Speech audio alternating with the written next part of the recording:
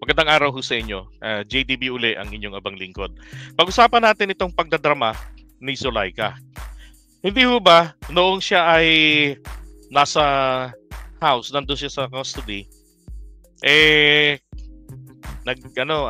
nanakit yung likod, 'di ba? Tapos hanggang sa suka ng suka, gano'n, nahirapang huminga, ganyan.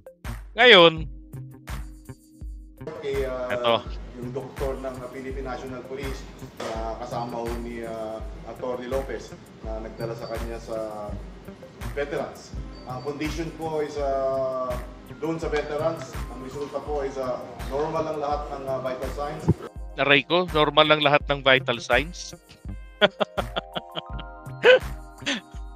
Even her ECG.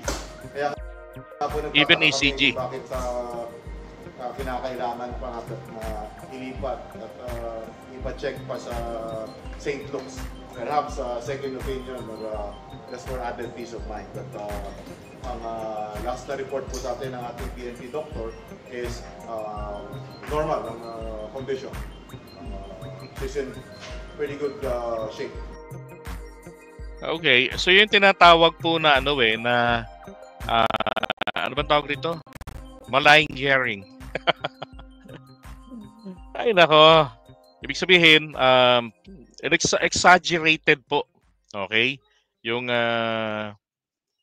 sintomas na pinakikita. Isipin nyo naman, 'di ba? Ganun yung sakit sa scoliosis, tapos nagiging ang dating life-threatening. Tapos sabi ni Sarah, nang ililipat daw sa Mandaluyong, sa Women's Correctional, ito po ay tangka na pagsyokti sa kanya, isang malaking katarantaduhan. No, hindi malalang malalang tama na ginagamit nila para sa pagma-mind conditioning ng mga Pilipino, maling-mali ho talaga 'yun. Okay? Lang yan naman booking. Tapos anong ginawa? Hingi ng camera. Para lamang pala magpakita ng kanilang yakapan. At huwag mong iwan. Bakit maliwanag na pinaggagagulang nilang taong bayan, niloloko lang nilang taong bayan sa mga pinakikita nilang ganito. Ay nako. So ngayon ho, meron po tayong hearing, no? Alas 10 sa Kamara, the representante sa itong Committee on Good Government. I'm sure dadalo yan. Dahil nabigo sila eh. Nabigo ho sila na mapatalsik si PBBM o ma-pressure ang House Committee. Yun ang gusto nilang mangyari, di ba? Itigil na yan, matapos na yan.